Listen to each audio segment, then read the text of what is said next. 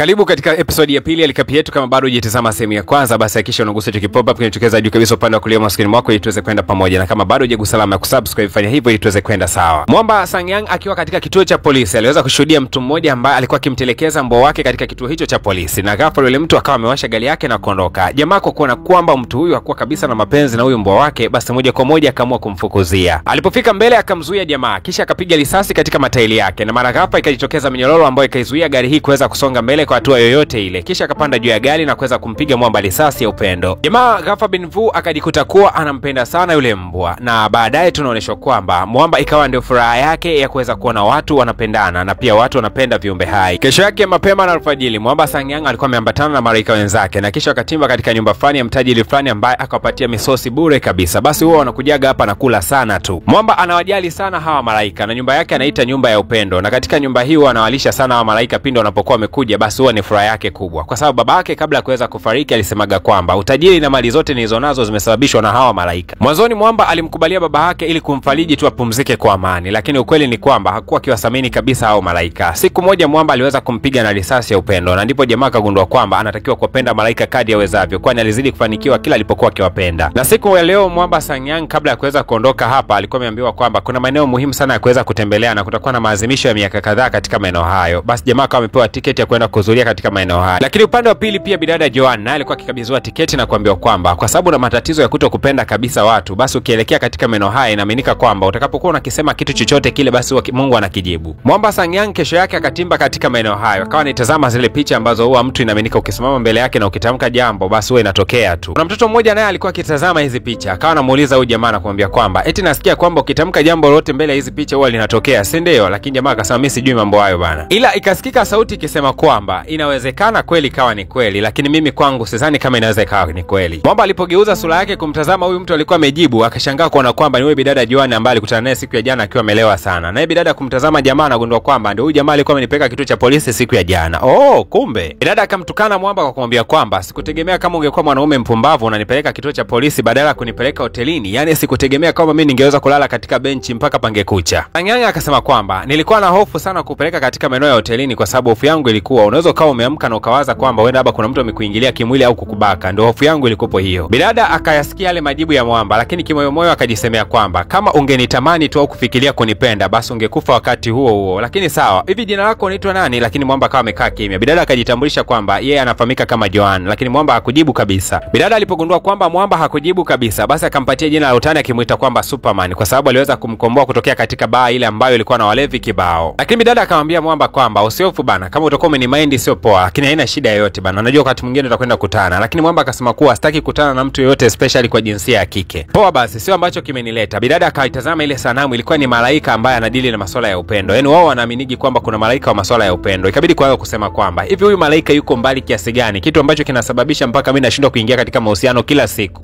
Mwamba alisikitika sana kwa sababu hiyo ni kazi yake, ni kama vile mgombea analalamikiwa na wananchi. Ila wakati anamtazama bidada akawa anashangaa kuona kwamba bidada alikuwa hana mstari mwekundu ambao kila binadamu mwingine anaonekana kuwa nao. Kwa nini huyu bidada hana huo mstari? Wakati Mwamba anazidi kumwangalia huyu bidada akashtukia kwamba jamaa alikuwa akimwangalia sana. Mwisho wa siku akawa amemfuata. Kumbuka kwamba huwa anampendaga sana huyu jamaa. Akaanza kumwambia kwamba mbona unafikiri unaniangalia kwa kunitamani? Lakini jamaa akasema hapana, nilikuwa naangalia michoro ile, michoro vizuri sana. Na bidada akamwambia Mwamba, je, naonekana mrembo kama mtu katika huo mchoro au naonekanaje? Mwamba akasema sina maana hiyo. Lakini bidada akasema kwamba nina macho mpaka kisogoni, nafahamu kwamba wanaume wengi wanakuwa wananipenda sana, lakini mimi siko tayari kuingia katika mahusiano. Na nakuonya wewe kaka kwamba siku ambayo utakuja kunitamkia kwamba unanipenda basi hiyo siku utakwenda kupoteza maisha yako ama kupata ulemavu wa kudumu. Hapo akaanza kumnusa jamaa na kusema kwamba anaisikia harufu fani nzuri sana inatokea sijui kwenye nguo zako. Akazidi kumkagua Mwamba, lakini ile namna alipozidi kumsogelea Mwamba kwa ujirani zaidi akajikuta tu mapigo yake ya moyo yameanza kuongezeka. Na ghafla tu Mwamba akawa amemshika kichwa chake na kumuoneshea maua ambayo alikuwa akitoa harufu. Akamwambia kuwa yalikuwa anatoa harufu ni yale kule maua, sio nguo zangu. Bidada baada ya kujikosha kwa muda mrefu sana kwa aibu hivyo akaamua kuondoka katika eneo lile, lakini Mwamba akazidi kumdadisi huyu bidada kwa kuzidi kumfuatilia. Hata alipokuwa katika gari akazidi kumfuatilia nyuma. Ni kwa nini huyu bidada hana ule mstari ambao binadamu wengi wanao? Lakini baadaye wakiwa wamesimama katika red light, kwa maana taa nyekundu ambazo haziruhusu magari kuweza kupita, akawa anashangaa kuona kwamba hivi mbona anapoteza muda kumfuatilia huyu bidada. Lakini hata kabla taa za kijani hazijaweza kuruhusu, bidada kaonekana kuvuka hivyo hivyo. Kitendo cha kuvuka katika taa nyekundu kwanza ni kuvunja sheria, lakini hapa Mwamba ikabidi kuanza kufuatilia ni nini ambacho kinamsumbua bidada mpaka ameweza kuvuka kwenye taa nyekundu. Kumbe ni kwamba bidada Joan alikuwa amepigiwa simu kutokea hospitalini akiambiwa kwamba mbwa wake anaumwa vibaya mno na anatakiwa kuwahi haraka sana kufika hospitali. hospitalini. Baadaye Mwamba Sanyang baada ya kumfuatilia bidada akaja kugundua kwamba kumbe bidada alikuwa akiwahi katika maeneo ya hospitali ya wanyama. Akashangaa kuona kwamba bidada alikuwa na moyo mzuri wa kujali wanyama kiasi hiki. Akapenda sana hiki. Baadaye bidada Joanna akiwa amerudi nyumbani akazidi kuota ndoto juu ya tukio zima lililoweza kutokea katika ile siku, namna ambavyo alikuwa amekaribiana na Mwamba kwa ujirani sana. Lakini naye upande wa pili Mwamba alikuwa akiota ndoto namna gani bidada alikuwa amemfunga makamba na kumwambia kwamba kama ukisubutu kunipenda basi utaingia katika matatizo makubwa. Mwamba akashtuka kutokea ndotoni kisha akasema kwamba siwezi kukupenda bana. Lakini ile ameshtuka kutoka usingizini akashangaa kwamba yule mbwa mtu alikuwa amelala kando yake, mbwa ambaye alikuwa amepewaga laana kutokana na kosa ambalo Mwamba alikuwa amelifanya zamani sana. Hasa siku ya leo katika vyombo vya habari taarifa ambayo ilikuwa imeshika headline ni mara baada ya mwanamke mmoja kuweza kupotea. Huyu mwanamke amepotea, lakini polisi katika uchunguzi wao wameanza kuhisi kwamba huenda mume wake anayefahamika kwa jina la Kim anahusika sana katika upotevu wake. Sababu mara ya mwisho kabisa walipoweza kumhoji Mwamba Kim waligundua kwamba katika gari yake kulikuwa kuna nguo ambayo ilikuwa na damu kidogo, lakini baadaye wakaja kugundua kwamba ile nguo ilikuwa imetoweka pale na Mwamba alionekana akiwa anaitupa katika dustbin. Katika mahojiano na polisi Mwamba Kim alikiri wazi kwamba ni kweli alikuwa na magomvi fulani ambayo yalikuwa yanaendelea kati yake na mke wake, lakini kwa bahati mbaya sana katika ugomvi huo ni kweli damu iliweza kutoka. Ila yeye alienda katika maeneo ya duka la nguo kwenda kununua nguo ili aweze kumpelekea mke wake, lakini kwa bahati mbaya akapata taarifa kwamba mke wake ameweza kutoweka. Baadaye katika harakati za kuendeleza uchunguzi wakaja kugundua kwamba kuna picha inayomuonesha mwanaume mmoja akiwa yuko juu ya gari na ameshika bunduki kama vile anamuoneshea mtu ambaye yuko ndani ya gari, na wakawa wanayambatanisha sana na tukio hili ambalo linahusisha kupotea kwa huyu mwanamke. Lakini pia wakaenda kumfanyia mahojiano yule mwanamke anayemiliki ile bar. Yule mwanamke akasema kwamba kuna mwanamke ambaye alikuwa ametokea bar siku hiyo, alikuwa na mawazo sana. Huenda huyo mwanamke ndio mwanamke wa huyu Mwamba Kim ambaye anatafutwa. Lakini huyo mwanamke yeye alikuwa anaitwa Joan. Hasa bidada Joan akiwa ajui kabisa kwamba na yeye ni miongoni mwa watu ambao wanahisiwa kwamba ndio mke wa yule Mwamba Kim. Basi siku ya leo alikuwa anaelekea katika ile maeneo ya ibada kama ilivyo kawaida. Kila siku anaenda kule katika ile maeneo na kuomba toba kwa sababu ameambiwa kwamba akisamehewa tu basi mambo yake yatanyooka. Baada ya kumaliza ibada yake kama kawaida bana akatimba katika ile bar ambayo mara nyingi sana anapenda kupata ulevi. Alipofika tu katika eneo hili huyu mwenye bar akampokea kwa bashasha sana na kumwambia kwamba kuna mgeni ambaye utakwenda kukaa naye na mtakwenda kupiga naye story siku ya leo, kwa sababu mara nyingi unapokuja hapo unakujaga ukiwa peke yako. Baada ya kupiga story nyingi sana na huyu bidada ambaye alikuwa amekabidhiwa kwa maana ya kwamba aweze kujuana kwa uzuri zaidi, lakini kwa bahati mbaya sana wakati wanaombana namba za simu, kwa bahati mbaya bidada Joan simu yake ilikuwa imesahau nyumbani, ila huyu mwanamke alikuwa na simu yake, lakini ili anataka kusave tu namba ya bidada akashangaa kuona kwamba simu yake ilikuwa imeisha battery, na kuonyesha kwamba namba ya bidada Joan ilikuwa ni ya muhimu sana kwake, akaamua kuiandika katika kipande cha karatasi na mwisho wa siku akawa ameondoka katika eneo lile. Polisi wanaendelea na uchunguzi na ile picha inaonyesha video ya mtu ambaye yuko mbele ya gari kana kwamba alikuwa anamfiatulia mtu risasi, wakaendelea kuichunguza japokuwa hawakuweza kuona sura ya mtu huyo. Lakini baadaye tunaonyeshwa mtu mmoja anayefahamika kama Captain Cell alikuwa katika maeneo ya mapole akizidi kufanya uchunguzi. Captain Cell akapigiwa simu na kuambiwa kwamba miongoni mwa askari ambao walikuwa wakihusika katika doria siku hiyo na wenyewe walikutwa wameweza kufa, lakini katika ajali ambayo iliwaweza kuwaua hawa askari alipatikanika mbwa mmoja tu ambaye alikuwa ni mzima. Yule mbwa alikuwa ameumia sana, alikuwa amepelekwa katika hospitali ya mifugo. Captain Cell hakutaka kabisa kupoteza muda, moja kwa moja akatimba katika hiyo hospitali ya mifugo, lengo ni kuweza kupeleleza huyo mbwa ni wa nani. Lakini alipofika katika hiyo hospitali ya mifugo alishangaa kuona kwamba kuna wanaume wengi sana ambao wamekuja na mbwa wao. Akabaki anashangaa, ina maana wanaume wanakujaga sana wengi hapa kuja kutibu mbwa zao.